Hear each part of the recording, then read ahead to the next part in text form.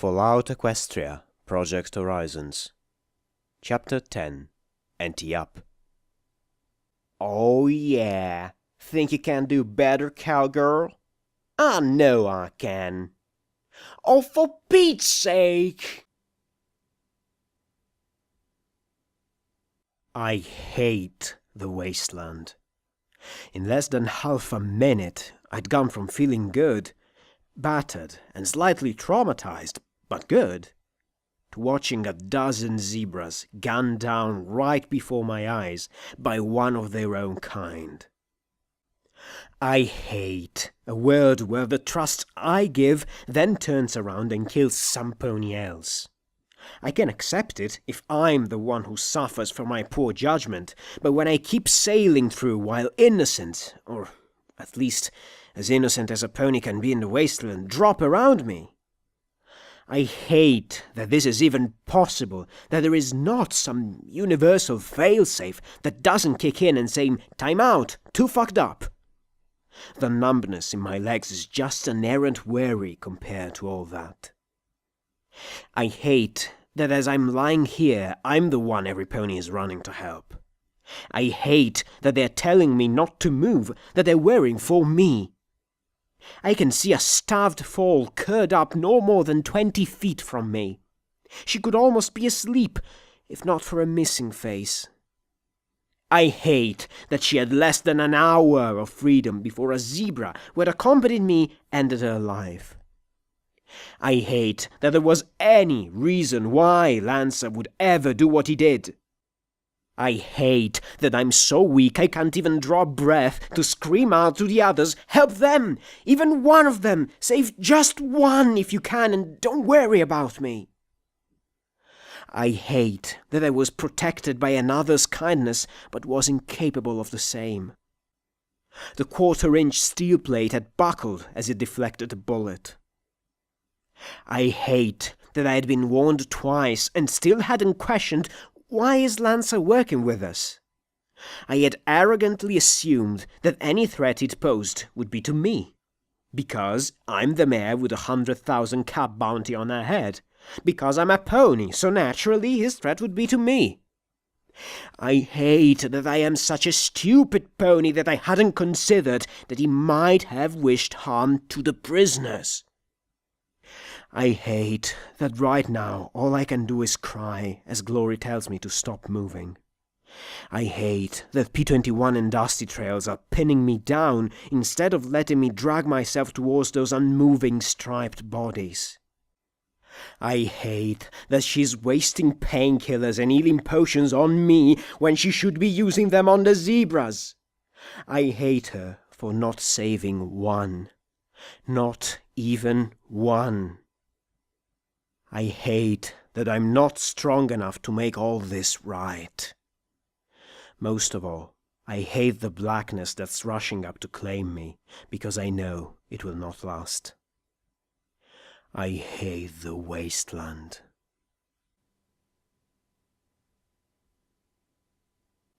I'm on my stomach. That makes no sense. I sleep on my back. I'm also on a table. Why am I on a table? You sleep on beds. You play cards on a table. There are ponies around me. Why do I smell blood? Why do my shoulders hurt so much? Why is P21 saying that I'm waking up? Why is Glory yelling, "What's the big deal?" I need to wake up. There was something important I was doing. I look at Glory with a bloody knife in her mouth as she leans over me. I'm cut open again, aren't I? I've got to get out of here. I need to go. Some pony needs my help. P21 presses a little glowing ball to my horn. A little zap, and I'm in a nice place. The stars are so beautiful. So very beautiful. The lake is gone, and I'm back on the table. Glory is shouting about my heart rate. Zap. Back under the stars. Back on the table. Glory needs more blood? Less, please. There's plenty of blood here. Zap. Back under the stars. Back on the table. I'm crashing. No, I'm floating. Zap. Back under the stars. Please let me stay with the stars.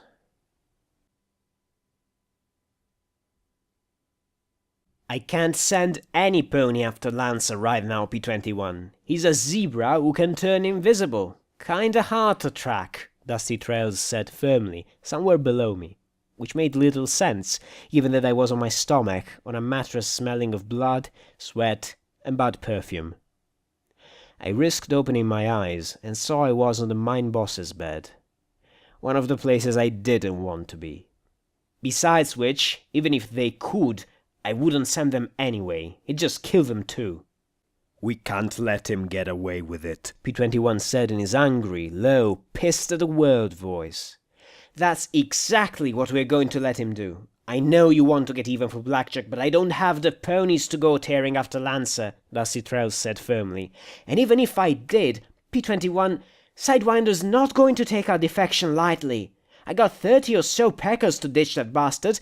We might get another 10 or so if we're lucky. He's got at least 50 and a powerful incentive to come here. If he kills us, then he'll not just have revenge, but the mine and the bounty as well. Please keep your voices down. Blackjack needs to sleep. She's lost a lot of blood, Glory said in concern. I closed my eyes. P21's voice rose up the stairs. Blackjack needs to get moving, Glory. Every pony who finds out she's here will be coming, and I mean every pony. To them, she's just a cab bounty ready to be cashed in. How soon till we can move her? I'd never heard Glory's voice so sharp, so tense. You want her dead, P21? We can't move her. I'm astonished she didn't die in surgery. The trauma to her spinal cord. If we move her, she's dead or paralyzed. If I had access to some Enclave medical supply... Then go get some! P21 snapped. You got wings? Fly up there and get what you need, Glory! I told you I can't! Oh, Soki, why the hell can't you? Give me one good solid reason! Because I'd get killed, all right? Glory yelled at him in a wet, snuffling voice. Don't you think the Enclave has protection against that sort of thing? If anything, Pegasus, hot air balloon, flying machine, whatever, goes too high, there are defense systems that will blast it to pieces. Thunderhead has more lightning rods than any place in the skies. We designed the lightning rod system, so I fly up there and I might as well shoot myself now. Well, get them from somewhere else then, P21 demanded. You say you want to help us, then help! Where, damn you? Point me to the skyport and I'll go right now! Tell me where there's an Enclave base and I'll go! I have no clue where the Enclave is in this damned city. Glory sobbed brokenly. I wish I'd never come. I wish I'd stayed in the clouds. There was silence for a moment, and then P21 said softly, Don't say that, please. If you hadn't been here, Glory, she'd never have pulled through. I closed my eyes. I'm so sorry, Glory. You should have stayed in the clouds. You should have stayed where you could see stars. They're so beautiful. The stars. I like playing cards. Like now. I'm playing cards with the Pecos. Some draw poker. The whiskey is warm in my tummy. I've got a bowl of sugar apple bombs. Life is good. Ante up, says the dealer. Not too sure about this hand, so I put one chip in the pot. A teal filly looks up at me in worry. But it's a bad hand. Dealer wins. Guts spill all over the ground. A new hand? Not bad. I win and add a chip with a pretty Pegasus. Ante up. Great hand. A surefire winner. I put 40 falls in the middle of the table. Call. Oh, too bad. Ever wonder what if... Shut up and deal. I hate this dealer. He never stops smiling when he's shuffling the deck. Ante up. I throw my chips in the pile. Get lucky. Get a few chips. Ante up. It's a hell of a set. A hell of a set. Not good enough. 13 zebra get taken. Ante up, the dealer tells me. I want to cash out, I mutter. The pony's skull grins endlessly at me as his hooves shuffle the cards before me. Oh, you wanna cash out? Just stick around, Blackjack. You'll cash out soon. He started to deal the cards. Otherwise, ante up. I woke to the sounds of tapping on a terminal. I opened an eye, glad to be away from the card game for a spell. P21 was at the mine boss's terminal, poking through the files. For the longest time, I just watched him. He looked tired. No, not tired. Older. There were fresh wrinkles around his eyes. Find anything on Sanguine? I asked quietly. He jumped, looking guilty. He doesn't do the guilty look well. Everything and nothing, he said, accompanied by another moment of typing. This says that he arranged a contract for gems and expects the mine to deliver to the buyer over in progress. Here's one, where he is paying a 10% bonus for increased gems, arranging for 100 more slaves. He tapped some more keys. Near as I can tell, the mine owner was pocketing the incentives. Then Gorgon came to encourage production. After that, all the messages are him begging Sanguine to recall Gorgon. I bet he never had to deal with a bulletproof pony that could turn folks into stone before. I closed my eyes with a groan. It was so hot and stuffy in the room.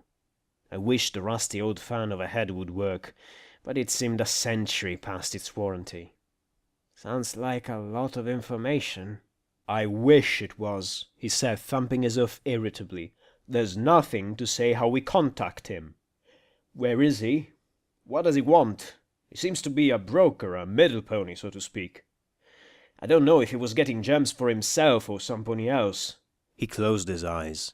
I know you count on me to know stuff, but I'm sorry, Blackjack.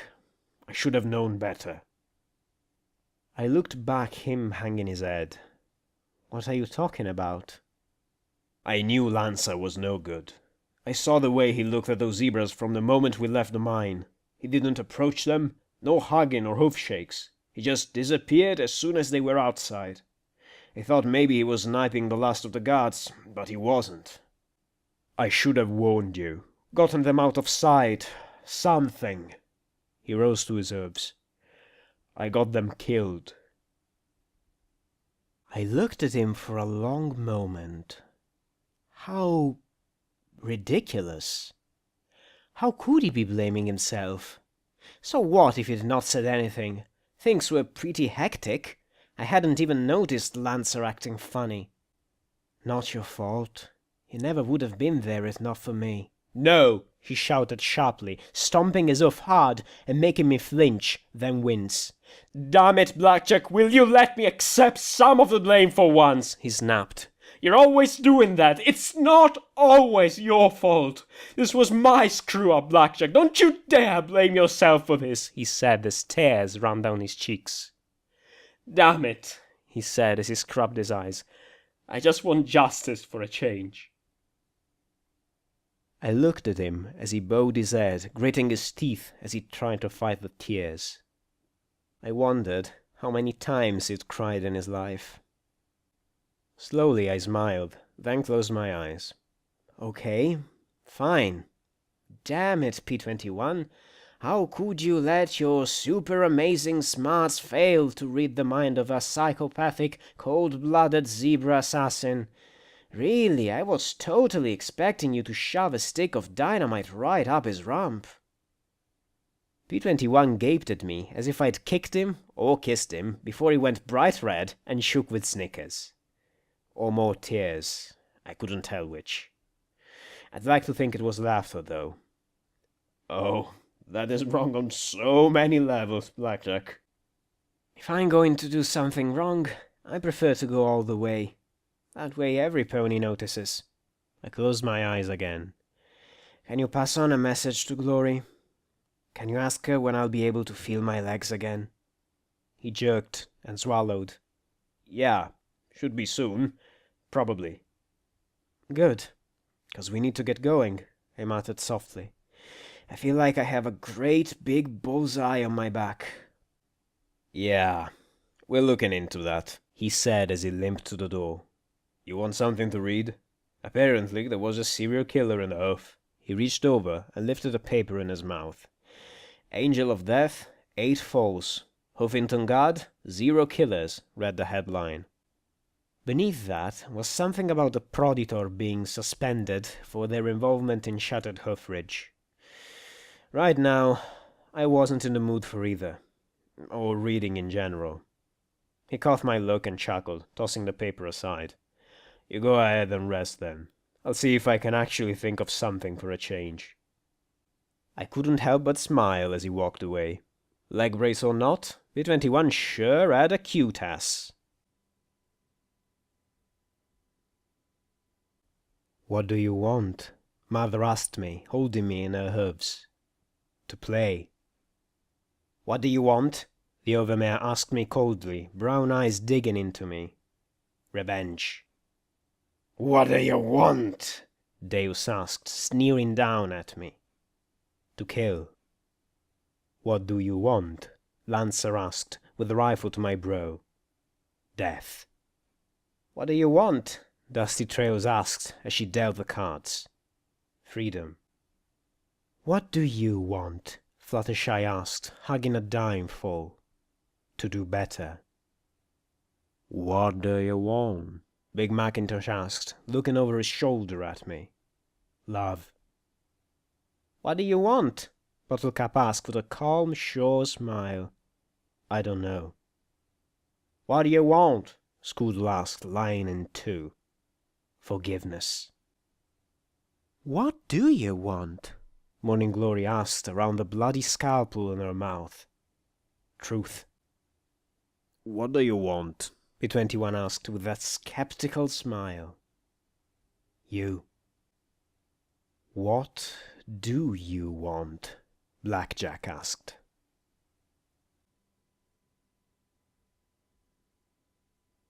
I opened my eyes again to the feeling of a wet cloth across my brow, and my legs, and my butt. I looked up at Glory draping another across my shoulders. I felt bad. Given my latest experiences with feeling bad, from getting shot, to getting rat poisoning, to getting battered in a rock crusher, this was oddly more mundane. Hot, weak, tired, sick. That was it. I felt sick. I should report to medical. Wait. Glory didn't work in medical. That's right. This wasn't a stable. Crap. Was I that fucked up? What's up, Doc? I muttered, making her jump. Blackjack! I didn't realize you were awake, she said softly as she tugged the cloth off my face. You have a slight post-operative infection. I think we've used every healing potion we could to try and fight it and get you back on your feet, but don't worry about it, I muttered with a groan. I'm sure you'll have me fixed up in no time, Glory. I wiggled the rear hoof and smiled. See? Almost good as new. Though, I have to admit, I'm curious. You're what? A medical technician? Something like that, she muttered before she dabbed the sweat off my brow.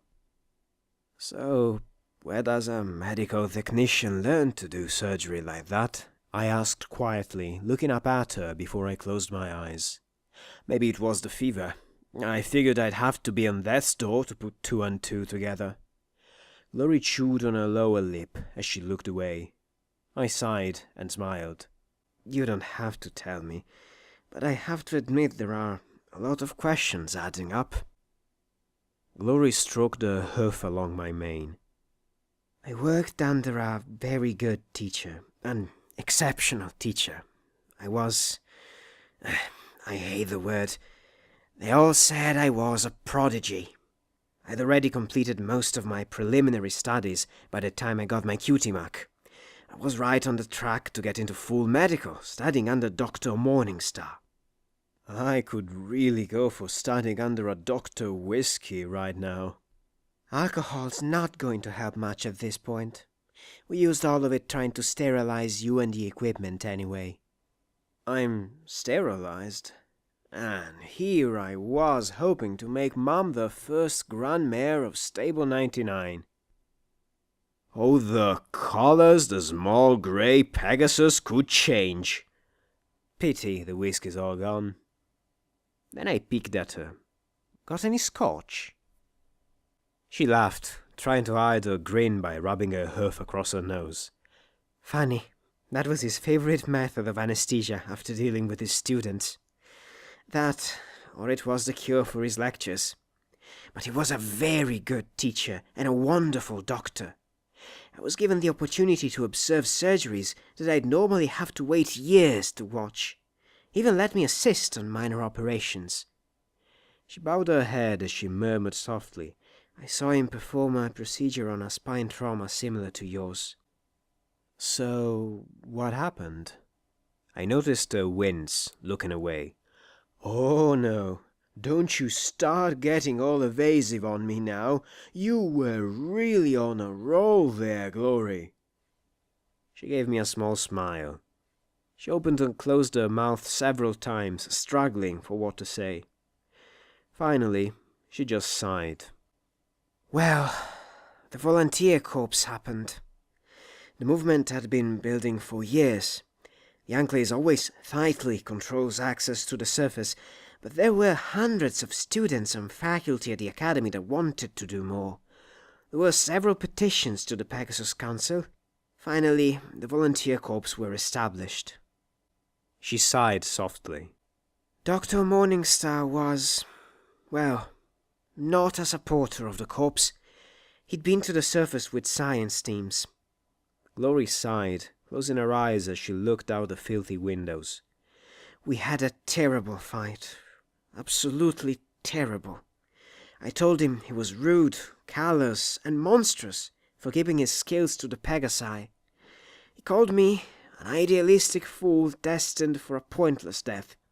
Ouch, I muttered. Yes, well, he tried to mend our relationship afterwards, but I'm such an idiot sometimes. I was quite turned off by the attitude. Pegasi I knew for years accused us of being Dashites and turning our backs on the Enclave. She looked so angry. It wasn't an expression I'd seen on her often. Dashite? I'm guessing that's a bad thing. Given I was sick with an infection, I really didn't want to risk pissing off my doctor. Still, this was the most I'd gotten out of her in ever. Her scowl faded, but the hard frown remained. Yes, it is. Some ponies leave the Enclave. They don't like the rules. A few flee to the surface to avoid punishment for their crimes. Others do it out of admiration for Rainbow Dash. She gave a little shiver. It is an unpleasant prospect. A few find feral clouds to settle in. Most are forced to the surface. Once you're a Dashite, you're banned from the Enclave forever. Worse is the shame you bring to your family. Parents can lose positions. Siblings can become pariahs. It's not something that should be done lightly. There was a firm certainty in her voice that I had never before heard from the petite Pegasus. Have you known any Dashites? That question had been a mistake. I'd never seen Glory looking, well, like B-21. How are the volunteer corps different? We wanted to change the rules, not break them. Our laws aren't carved in stone. Clouds change, so should laws that aren't needed anymore. I think Thunderers just let us count down to end the annoyance, but the point is, they let us. She closed her eyes and said solemnly, Rainbow Dash was a fine pony whose heart was in the right place, but whose head wasn't. Had she waited 20 years just 20 years, she could have changed so much. She then looked at me with a very odd smile. She was a phenomenal pony, she and her friends, but she was a bit of an idiot. Oh, see, I must be getting better, I said with a grin. I think that was a crack at me. I'd had enough of angry Glory. I hadn't believed she had angry in her. What? No, I'd never... You're phenomenal as well, Blackjack. She grinned nervously as I gave her the look, and then she sighed and added ruefully, And occasionally, you can be an idiot too. I'm sorry. Don't be. Every pony knows I'm not a smart pony, I said as I relaxed against the mattress. I just wish I could have saved one.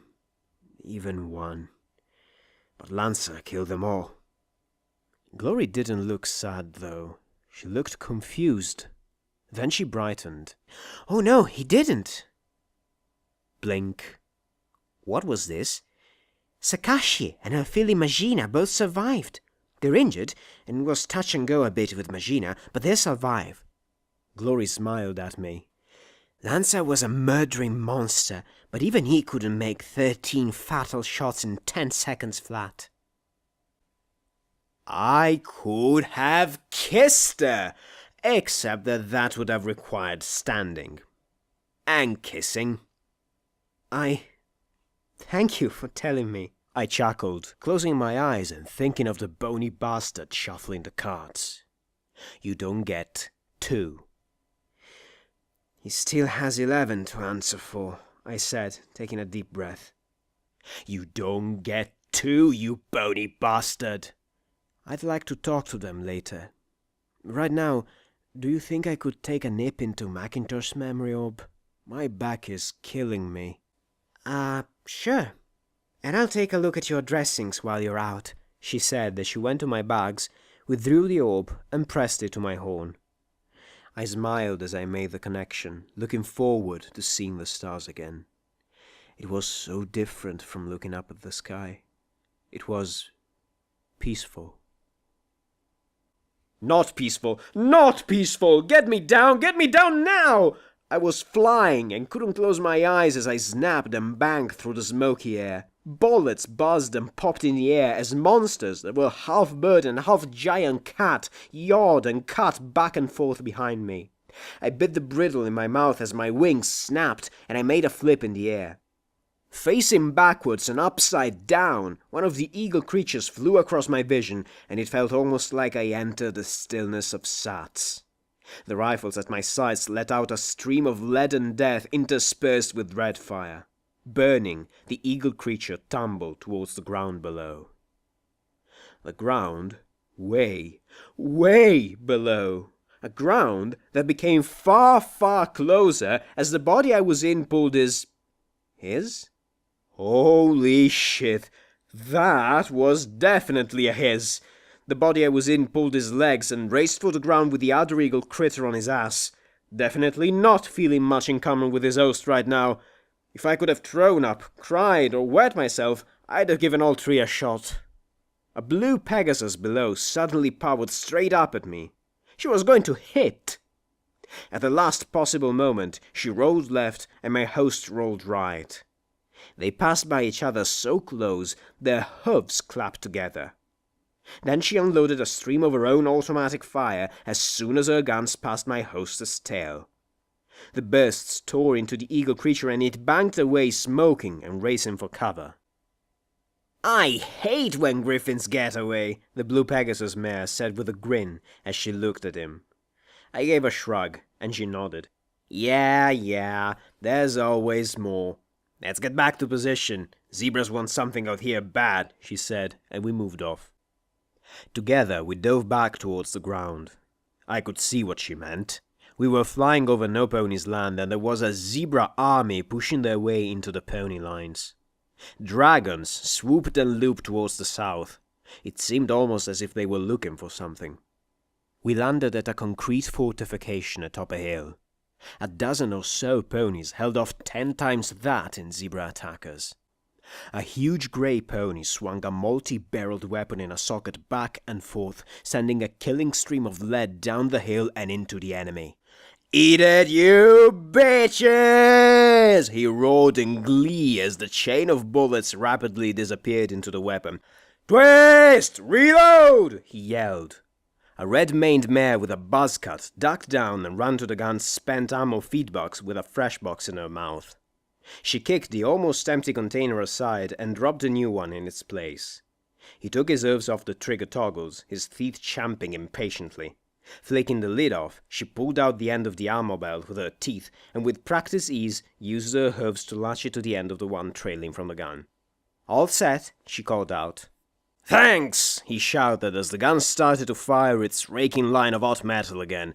"Die, you striped motherfuckers!" the grey pony shouted in glee as he painted them with lead. "No problem," the creme mare said with a grin. She looked completely out of place with most of these ponies, being perhaps half the age of some, and with thick glasses held together with duct tape. Yet, despite the bullets and rattle of the minigun, she looked excited. As she passed the Pegasus I was in, she said, with a snicker and a nod to the minigun-wielding stallion, "Such a badass, isn't he, Stonewing?" I heard my host snort and felt his wide grin.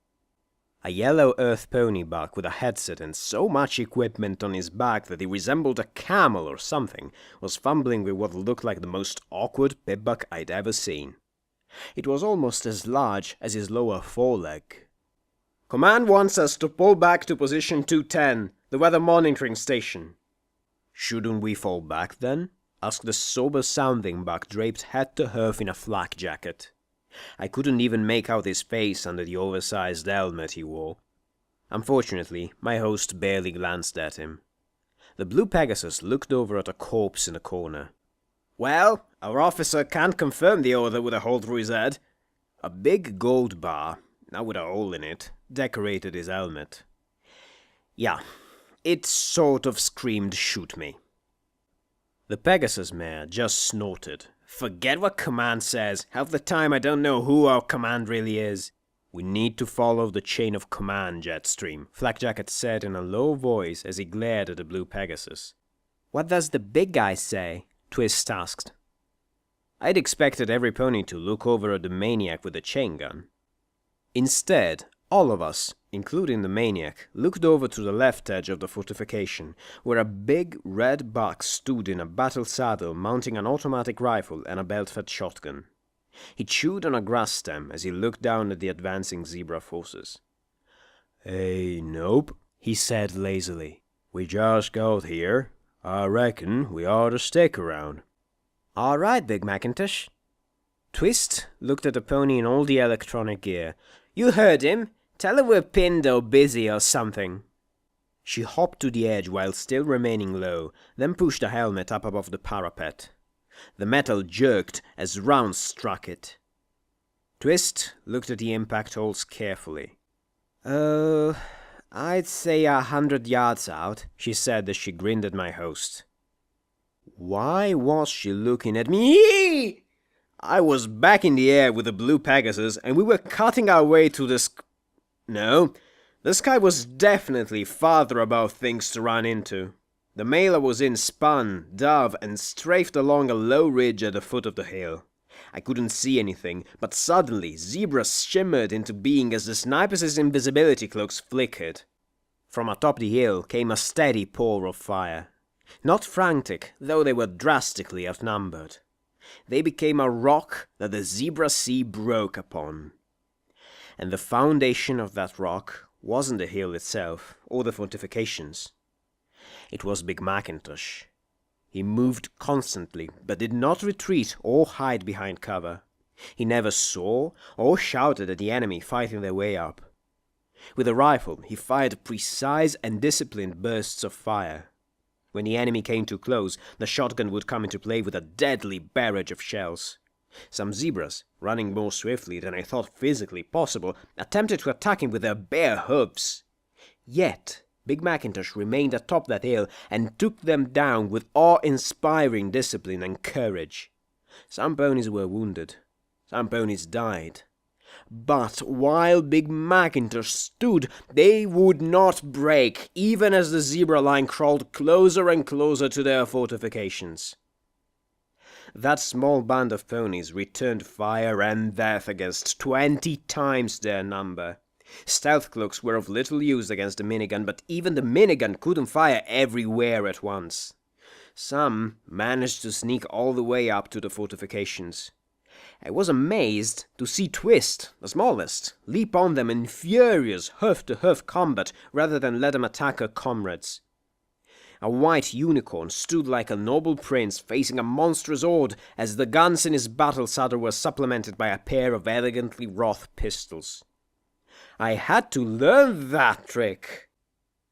A black unicorn hardly moved at all as her rifle picked off zebra officers with disturbing accuracy. These were heroes I could not have imagined.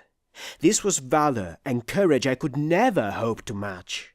I was so in awe of what I glimpsed that I forgot my fear of heights and the sky. Even my host and Jetstream amazed me.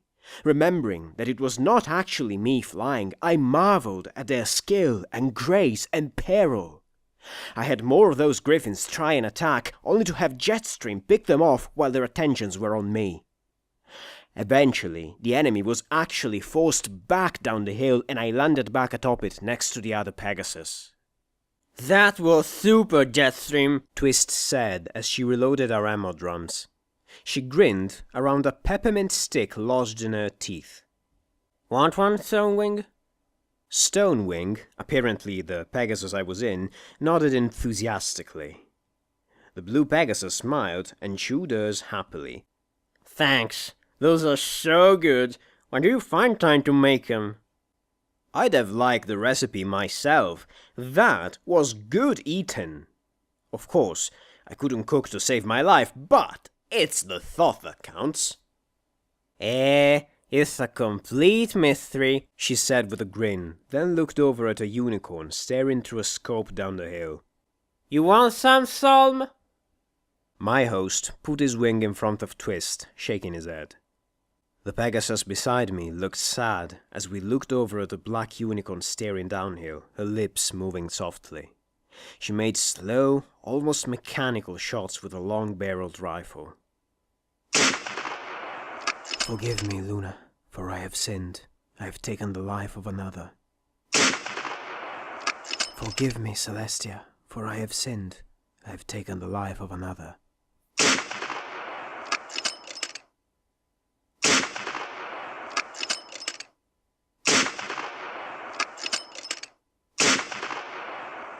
Each death came with a plea for forgiveness in a hopeless whisper.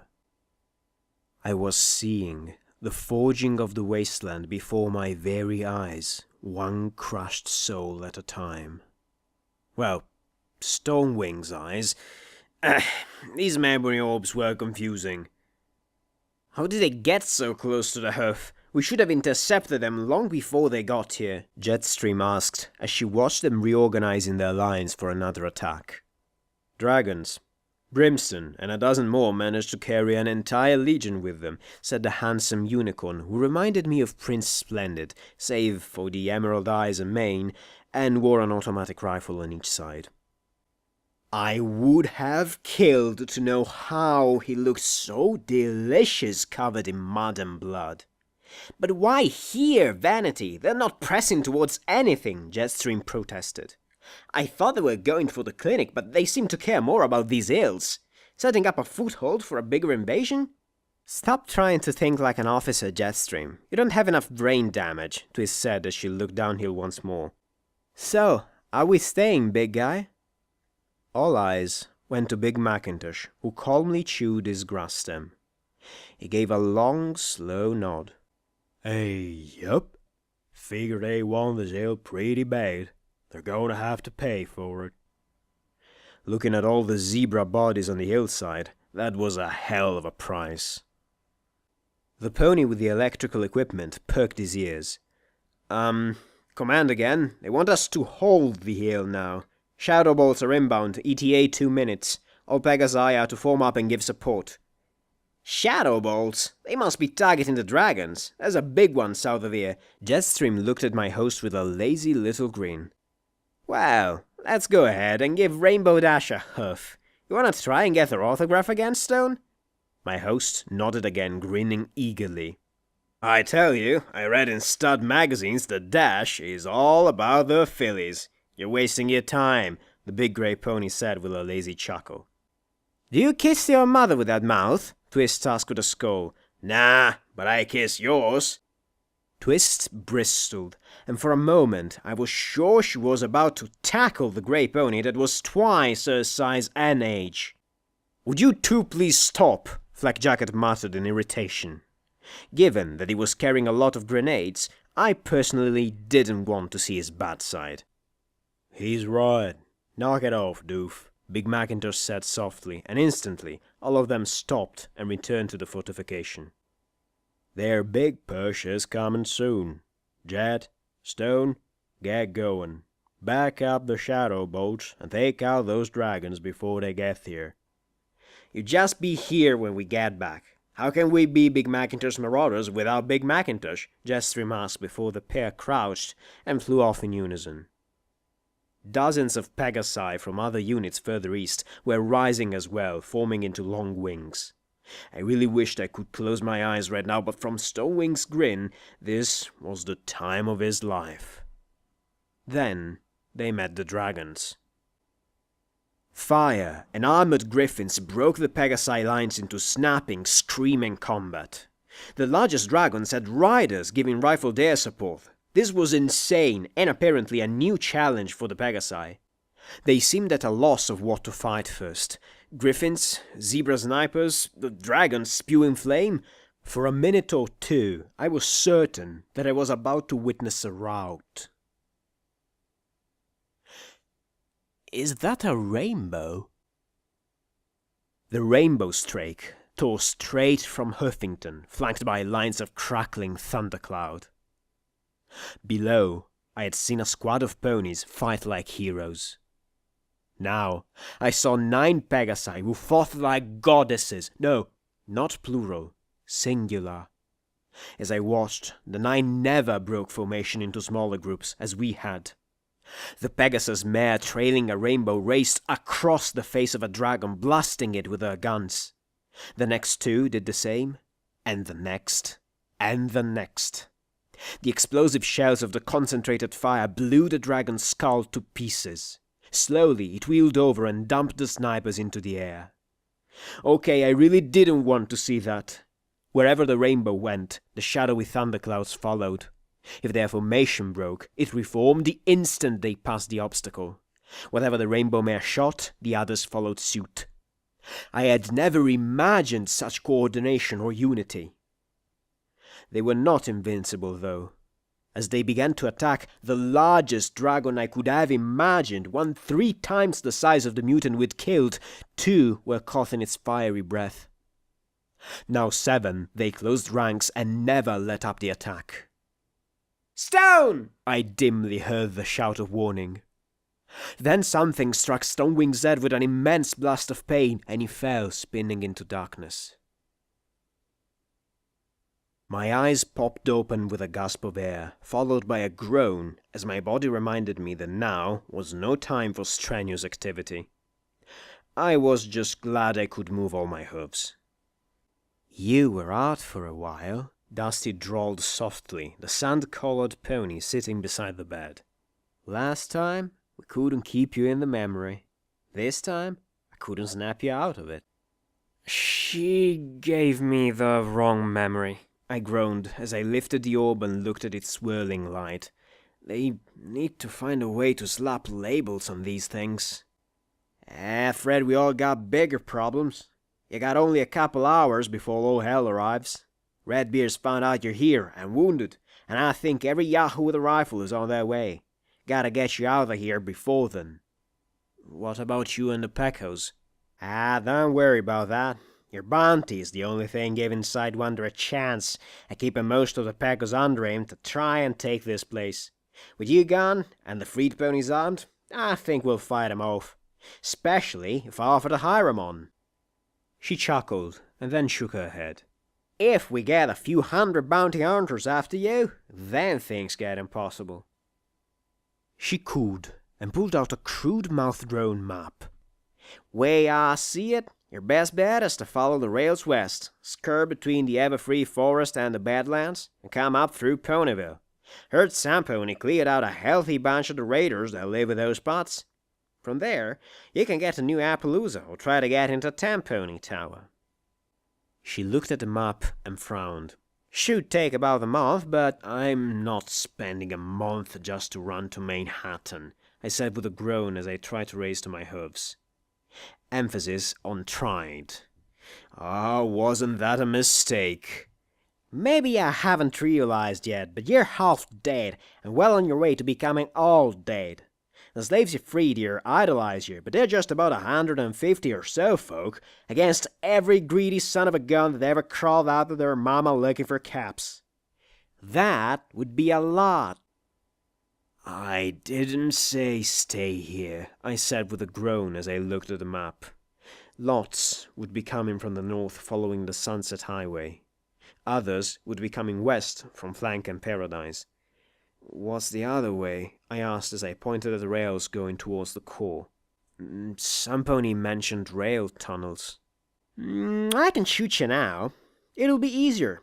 You'd need an armed escort to get through the tunnels. Feral ghouls are all over down there. Radiation, taint. The boss sent trains through there only on account they didn't want Gorgon petrifying him. Then she frowned. Thing is, there's not much else that way either. Chapel's the only community, and I doubt they even have radios. There's other places you can hole up to, even our stable, or so I heard. Really? I had to admit I was curious. Terrified, too. Not something to mention to P-21 just yet. If we follow the train rails, we might be able to slip out with no pony the wiser. Let in a few bounty hunters to see I've gone. Let them chase me to Ponyville if they want. Funny. Does being sick raise your smarts or something? She said. Smart would be your plan, I said. Well, been in bed long enough. Best get to my hooves. And I tried to rise again. Again, tried was the operative word. A more accurate way to describe the situation would be moving one's limbs and groaning in pain. Okay, I take back the smart spot, she sighed, scolding at me. It's going to take forever to carry out of here at this rate. Actually, I have an idea, I said with a little smile. Things were coming together. There were gaps in the plan, but I thought we could work through them. I was also able to stand. Walking, not so much. My fever had broken, but my back still felt like a hammer had been used on it. Which, technically, would have been preferable to a bullet. P-21 had shown me the quarter-inch steel plate from my armor the last time it stopped by. It had been bent in a U around the impact. I'd taken the time to write a little letter to Bottlecap about dusty trails and the change of ownership of Brimson's Fall.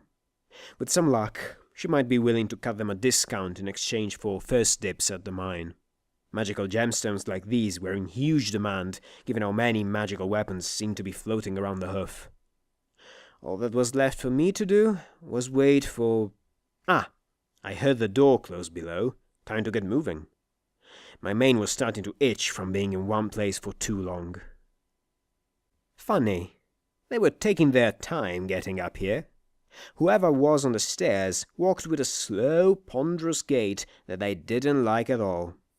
A raspy laugh rose up the stairs as the door to the boss's office was slowly pushed open. The brown earth pony mare swayed as she stood in the door. I relaxed. "Oh, hey. How you feeling, Tumbleweed?" Those were the stupidest words ever to come out of my mouth. Today. No, something was very wrong as she swayed on her hooves. Tears ran down her cheeks as she slumped, and the most horrible laughing, sobbing noise rose in her throat. There was blood smeared across her lips, fresh and red. Bite marks covered her legs. Hooves shook as she stared at me with eyes that were already yellowing. "Help me!" she begged, giggled, sobbed, all at once. I'd gone through my own share of the shakes, but I'd never seen another pony losing their mind before my eyes. Weeks to months for mental decay, my ass, Glory! Tumbleweed was falling apart in front of me, bloody froth creeping down her chin. She twitched continuously as her pinprick pupils jerked away from meeting my eyes. I started hoping this was some strange card game dream rife with metaphors. If so, I'd pass on whatever fucked up wisdom my subconscious was trying to dredge up. By the wonders of adrenaline, I shifted and prayed I didn't paralyze myself. I slowly pushed myself onto my side to face her, hooves pulled up and ready. I tried to speak nice and calmly. "Tumbleweed, where's Glory? You need Glory." That was a lie. She needed a lot more than Glory. She needed a prayer and a bullet. Damn me, I couldn't give her both. "Turkey! I like turkeys.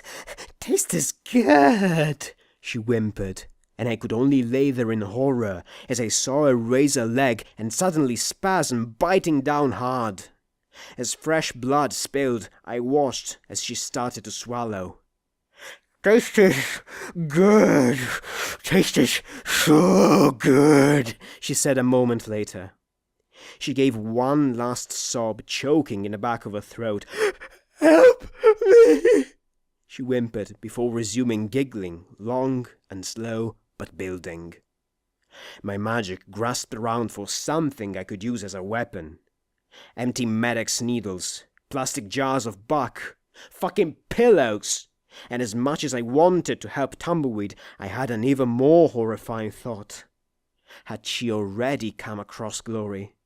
What if some of that blood wasn't hers? That giggle rose higher and higher. Her entire body was shaking now. "Tastes so fucking good! Fucking good, yeah!" It was like watching some pony dying of rat scorpion venom, only when she expired, I was next on the menu. Sweet goddesses, if I'd known, I'd have let her die from the poison. I tried lifting the terminal on the desk, but it was bolted down. I yanked the drawers open one after the next as I looked for something lethal. A knife, a pipe, a friggin' pencil, anything! My magic rifle through each frantically. Wait, what was this? I yanked out a clipboard covered in 200-year-old finance information. Fuck, fuckity, fuck. She lunged for the bed, bloody mouth wide and screaming in glee.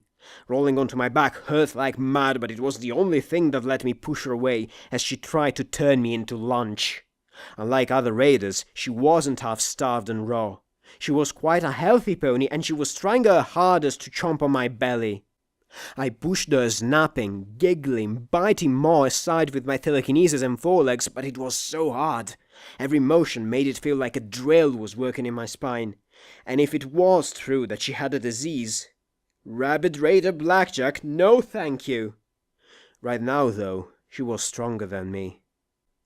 I'd die for my baton, my gun, which was funny given I was about to die lacking them. All I had was my telekinesis, but I had to have something to use it on. It wasn't like you could just shove telekinesis or something, right? I stared at her. "Tumbleweed, please stop! Please! Oh, don't make me try this. Please!"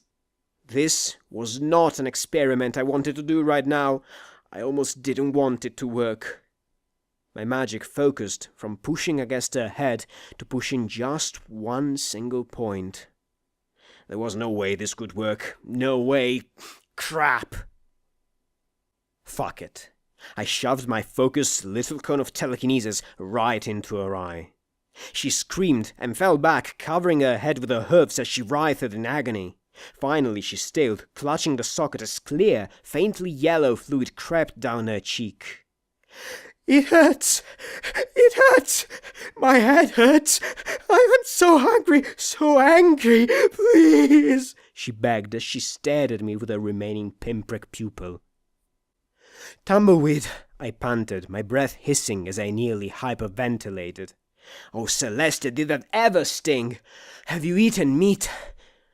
No! She started to giggle again as she rocked towards me. But I'd love to! I focused all my telekinesis into another bolt and rammed it into her head. Still not enough. I glanced at my pibbuck. Would it even work? Looking at Tumbleweed, I entered Sats, and to my surprise and a little bit of concern, I queued up 2 attacks. Telekinetic bullet. My horn flashed twice, and I washed the magic auger into her skull. The second time, the tiny cone of magic burst out the rear of her head. She jerked and spasmed before she slowly slid down to the floor beside my bed.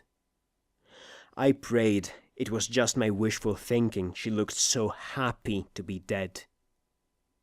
I looked at the bites on my forelimbs, feeling a new cold worry settle in my gut. I brought up the ridiculously long list of things to worry about and scribbled the newest one on it. Then I sighed. Nothing to do about that now. Slowly, I rolled onto my side, my horn throbbing as if I'd just been smacking myself with my own baton. Not going to be trying that again soon, I said softly as I looked down at the mare's still form. Sweet Celestia, what the hell was going on here? There are times, rare and momentous, when Blackjack, the author of Gin Rummy, grandauthor of who knows, has a good idea. Perhaps the stars overhead were aligned just so beyond the clouds. Maybe I was finally getting a little karma in my favor. Perhaps it was even something so radical as me getting smarter. Rather than try and get a whole flat car together to haul my butt out of Brimstone's Fall, we simply rolled up 2 flatbed minecarts. The tracks in the gem mine had the same truck gauge as the rail lines, and the minecarts could be pulled fairly easily by only 1 pony each.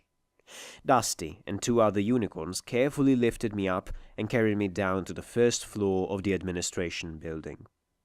I was glad to see that P-21 had gotten their collars off. I slumped, my legs shaky and my back achy, wishing to know why I could slug down healing potions right and left and they didn't do anything. Healing potions should heal. My eyes passed over a framed news clipping. Officer Softat clears Brimstone's Fall of involvement in Angel of Death killings. Investigation continues. A unicorn mare in a uniform shook hooves with some manager-type pony. Personally, I thought Softat versus Angel of Death to be a bit of a mismatch.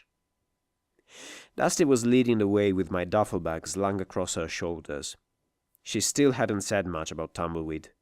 I sensed the relationship between the two had been more than simple affiliation with the Pecos. Now that I was leaving, though, she started to talk.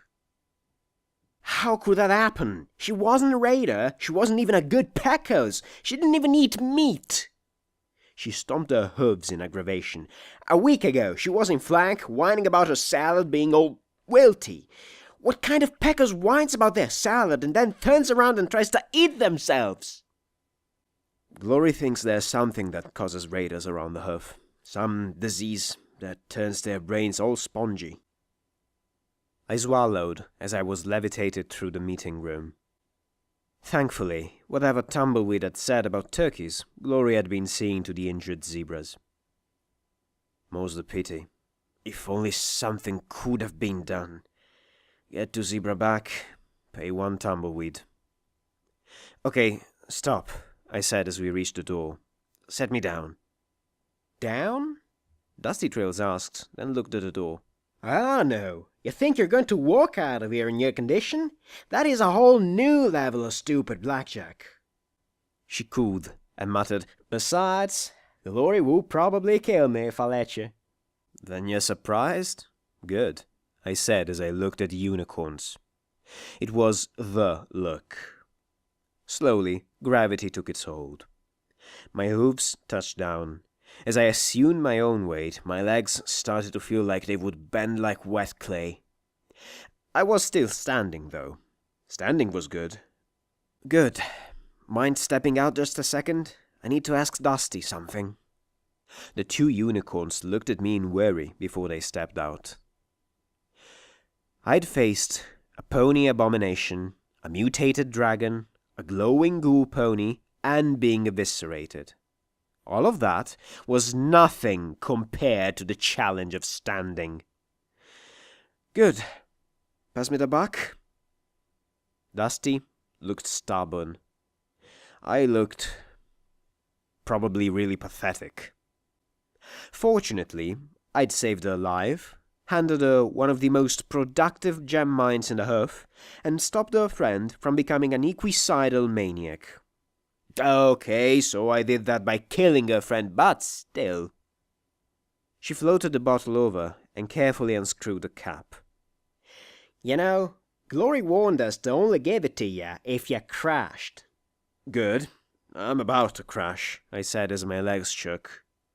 She floated a tablet to my mouth, and I chewed the chalky tablet before swallowing. I could almost feel the sensation as the chem hit my stomach and then rapidly spread. The shaking stopped, and I even felt, dare I admit it, better. Now my badding. I think you're turning into a raider too, she said as she pulled it out and draped it over my body. I was hot. My limbs, fortified by buck, still felt like jelly as the armor settled around me. On top of everything else, said armor hurt like crazy as it was buckled in place. I searched my pockets and found a syringe of Medex. For all your little ouchies. Boy, did I have an ouchie. I jammed the needle into my leg, and the fire between my shoulder blades dwindled somewhat. Now, it only felt like I had rebar stuck there instead of one of Deus's guns. Why are you doing this? Dusty was clearly concerned and just a touch worried. Which do you think is better, every pony out there seeing me for the cripple I am, or every pony seeing me walk out of here on my own hooves? I asked as I straightened. Better yet, when the bounty hunters hear about it, hopefully they'll think that maybe I'm just as dangerous as before and go the fuck home. I can do this. It's just walk into the minecarts.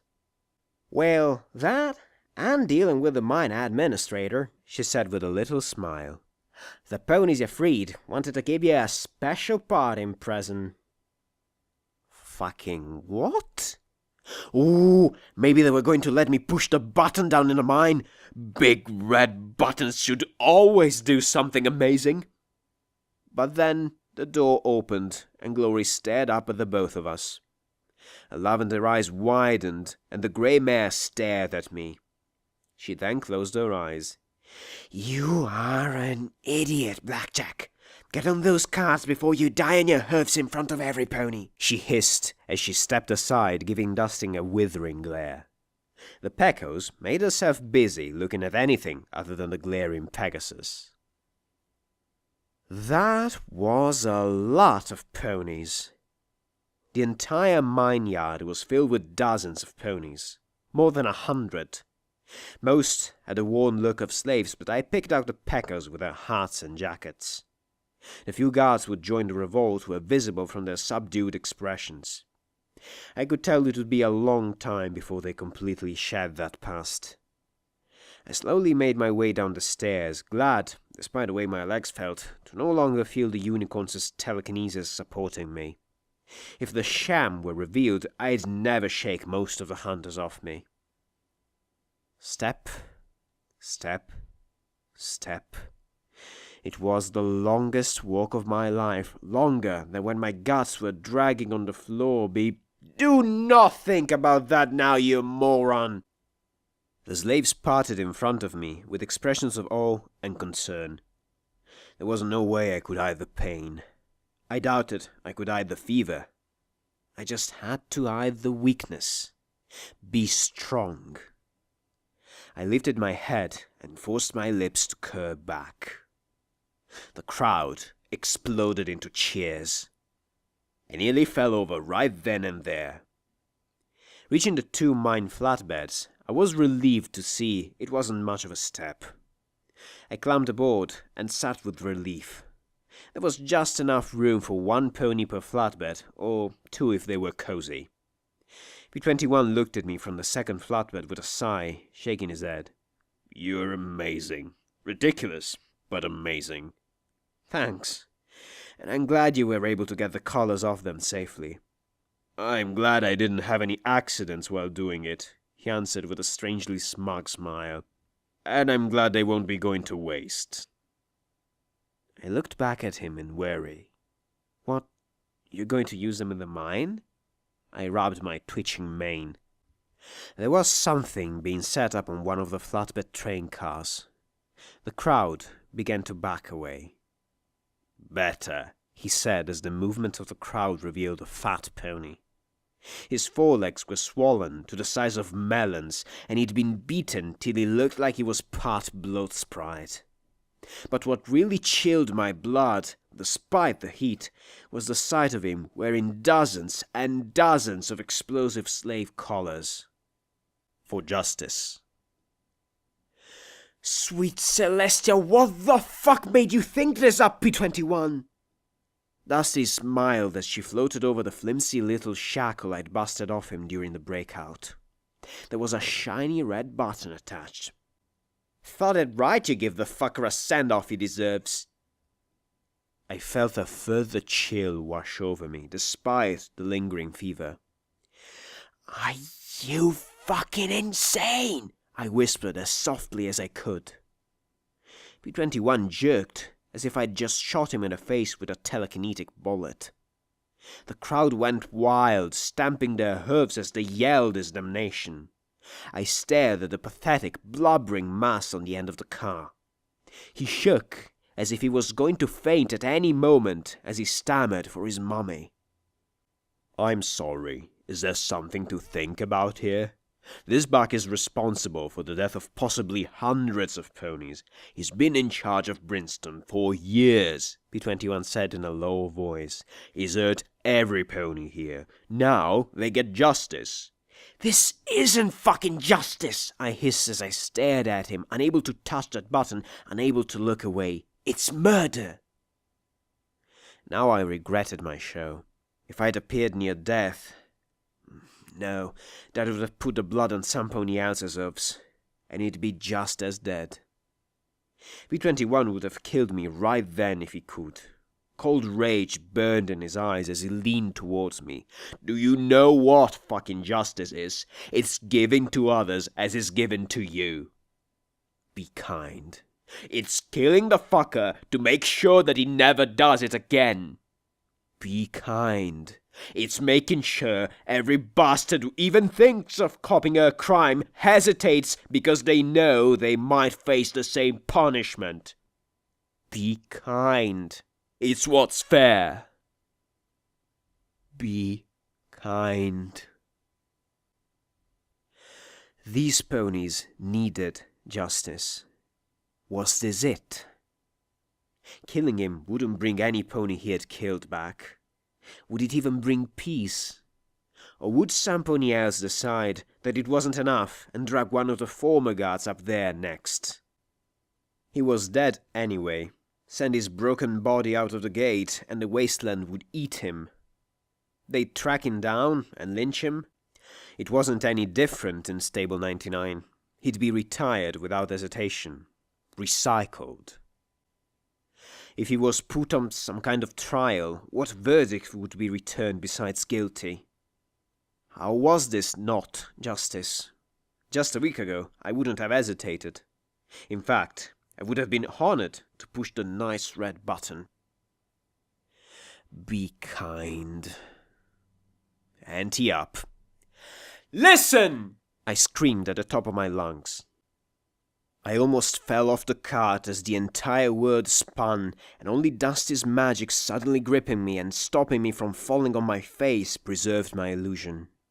Shouts faded away bit by bit as eyes turned upon me. "I know you want me to kill this pony. I know he deserves it.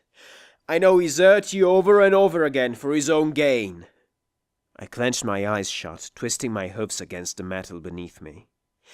A long time ago, there was a war between ponies and zebras. I saw a memory of it not long ago. I saw the hate and the blood and carnage. Some ponies think the bombs ended it, but I disagree. This is a war that is still being fought today, only now we're fighting it between ourselves. And every single time we kill, we keep it going. I wondered if, when I finished, I'd be next. I've learned of a pony from that time who realized what every pony else didn't. The war had to end, and if we were ever going to win it, we would have to do better. Be better. Not better killers. Not more ruthless. We would have to be kind. I'm not an executioner. I'm security. If he threatened another, I wouldn't stop fighting him till he gave up. If he threatened your lives, I'd do all I could to end this. But like this, I can't give you what you want. I'm sorry. I floated the detonator back to Dusty Trails, who looked at me with an unfathomable expression. Contempt for my weakness, pity, respect.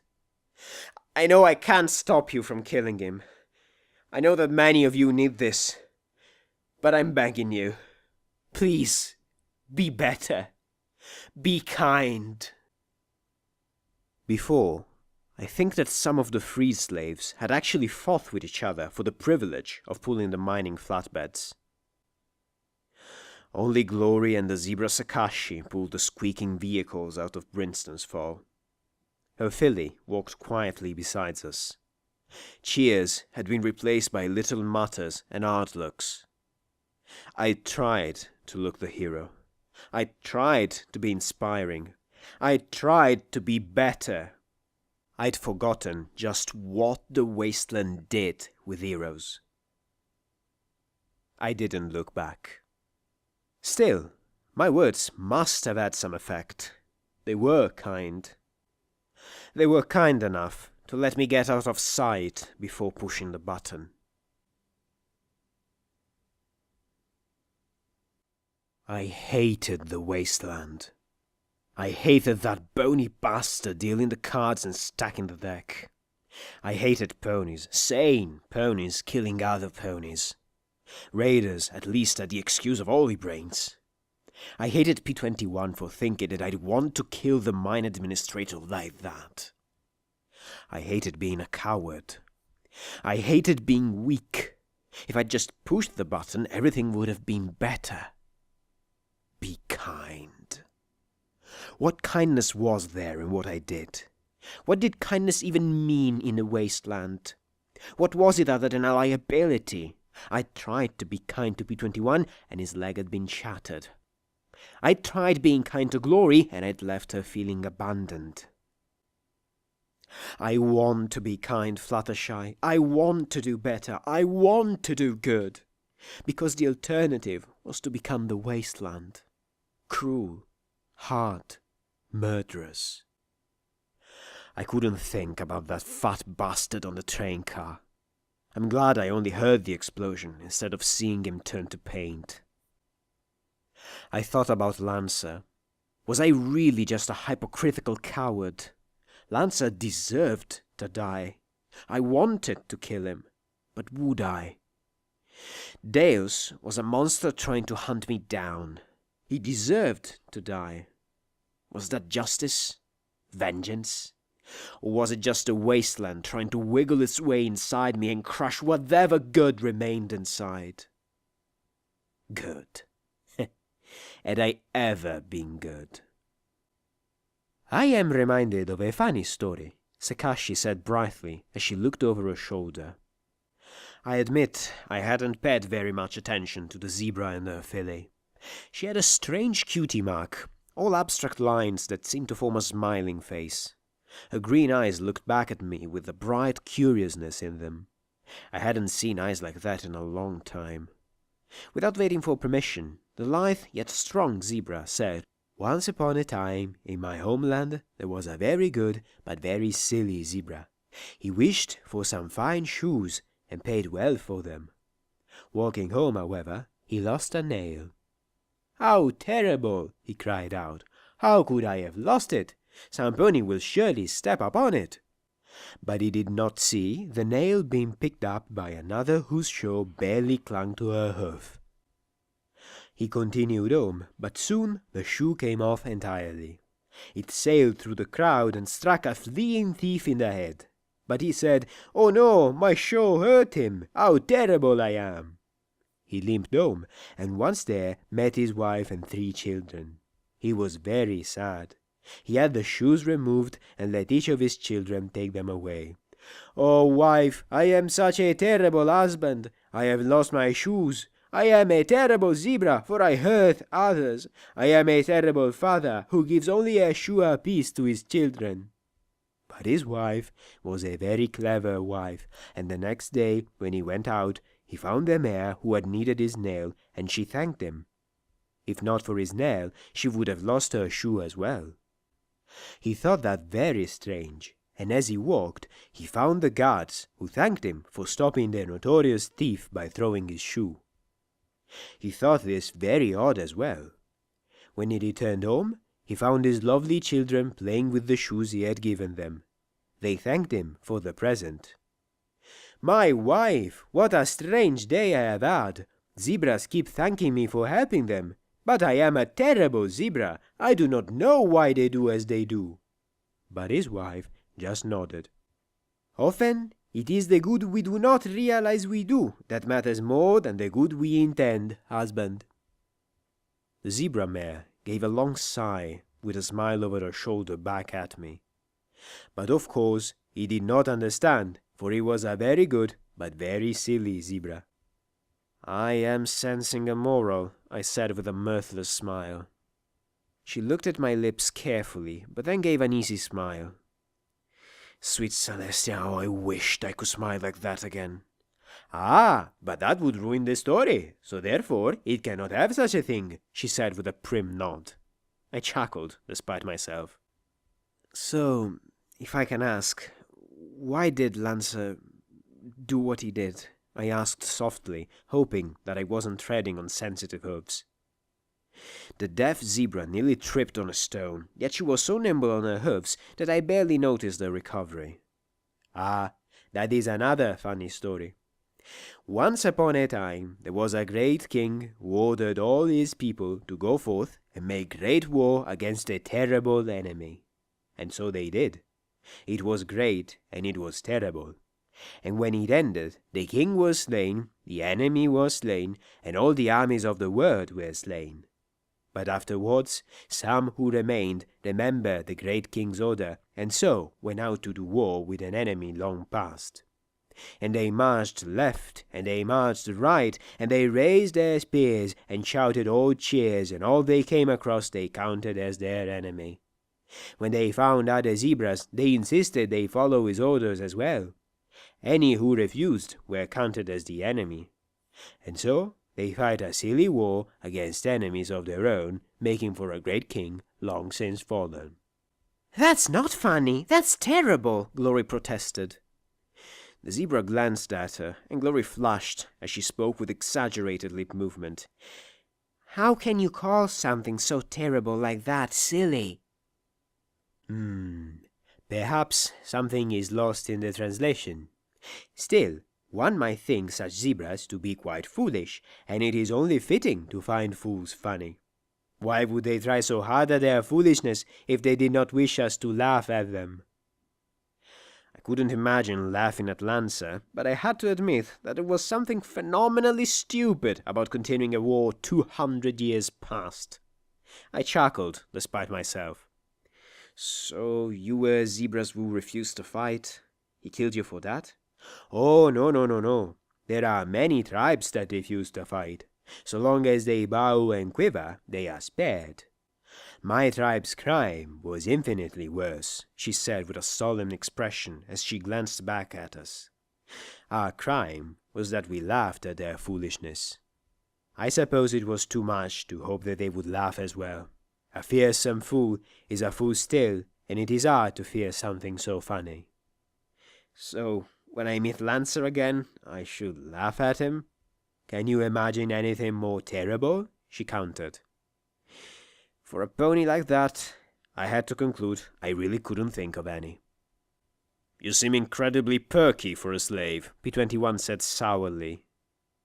The zebra looked back at the blue pony in surprise. I am kinky for a slave? The look on P21's face was priceless as his eyes popped wide. Perky! Perky! Why are you so happy? Ah, I am sorry. I suppose I could think of many terrible things. Scold, weep, but I am alive. My daughter is alive. I may be hungry tonight and dead tomorrow, but for now I shall choose to think of better thoughts. They are fewer and all the more precious than those that are sad. P21 looked away with a soft hiss. Glory frowned back at him. What is the matter with you, P21? Don't you have any sensitivity at all? He glared back at her. You know this right and wrong shit I'd once told him. Now, I wasn't so sure. It was as if we were swapping places and he was becoming more and more reactive and I more and more reserved. Our friendship had barely set and already cracks were forming. I looked at him staring away with his worried blue gaze. What should I say? Tell him it was all right? Say he was wrong? As the cart ground towards the northeast, towards Huffington, I wished that somehow I could be smart enough to know what to say. But I am not a smart pony. I am not a kind pony. All I could hope was that I found a way to be a better pony. The mining cart passed the weathered bones of a pony stretched out along the side of the tracks. Its frozen grin said quietly, "Ante up." Footnote: level up. Perk added: intense training. Your experiences traveling in the wasteland have allowed you to add 1 to your intelligence. Quest perk added: telekinetic bullet spell. You may now attack enemies at close range with a bolt of telekinetic energy equivalent to a pistol. Then a brief note by Somber, the author. Tons of thanks to K-Cat for inspiring me and letting me play in her sandbox, and Ainz for making this as awesome as possible.